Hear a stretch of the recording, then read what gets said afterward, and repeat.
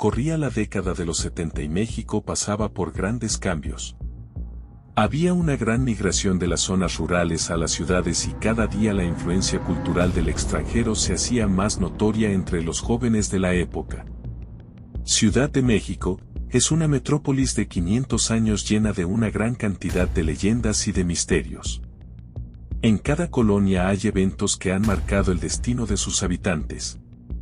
La colonia Roma es una de las más antiguas de la capital, principalmente la clase media ha vivido ahí, casonas de más de 100 años resaltan entre las construcciones modernas, con sus fachadas llenas de barrocos detalles y sobre todo, de leyendas que van de la realidad al mito. Fidel era un joven normal, que cursaba la preparatoria por los años 70. Él vivía junto a sus dos abuelos que eran adultos mayores pues a su corta edad, se quedó huérfano pues sus dos padres perecieron en un lamentable accidente.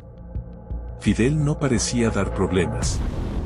Sin embargo fue conociendo a personas que no eran la mejor compañía para un adolescente que buscaba ese sentido de pertenencia que todo ser humano anhela. Al salir de la escuela este muchacho se reunía con más personas y se metían a un sótano donde ingerían alcohol y otras sustancias que alteraban la conciencia. Pero esto no era lo peor que ocurría en aquellas fiestas llenas de excesos.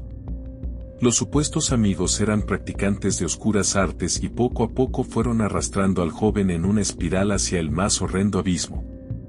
Una mañana una vecina que vivía justo enfrente se dio cuenta de que el señor abuelo de Fidel tenía tiempo sin salir a barrer su banqueta.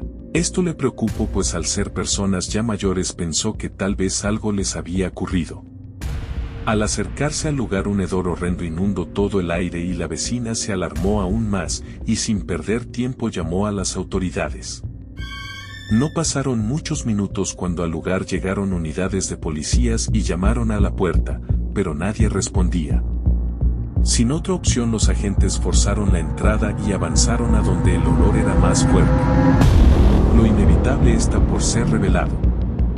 Los cuerpos de los dos ancianos yacían en su habitación en un avanzado estado de descomposición, pero eso no era lo más horrendo pues en sus pechos se podía ver unas estacas clavadas. ¿Qué era la causa de su fatídico final?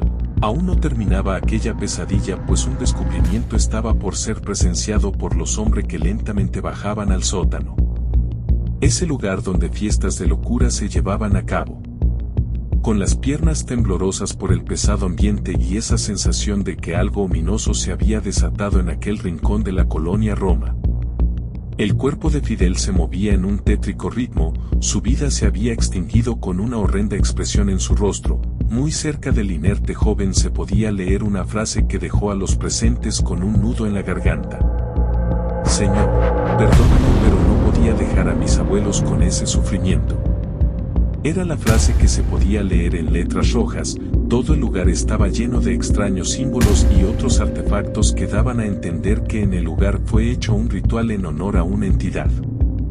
Se dice que Fidel perdió la vida poseído y que tal vez sus abuelos fueron un tributo para sellar aquel pacto, sin embargo hasta el día de hoy no queda claro realmente si aquello realmente ocurrió, o solo fue una más de las leyendas urbanas que abundan en Ciudad de México.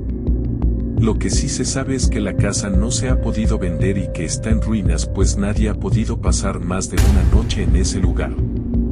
Gracias por ver el video. Cuídense mucho.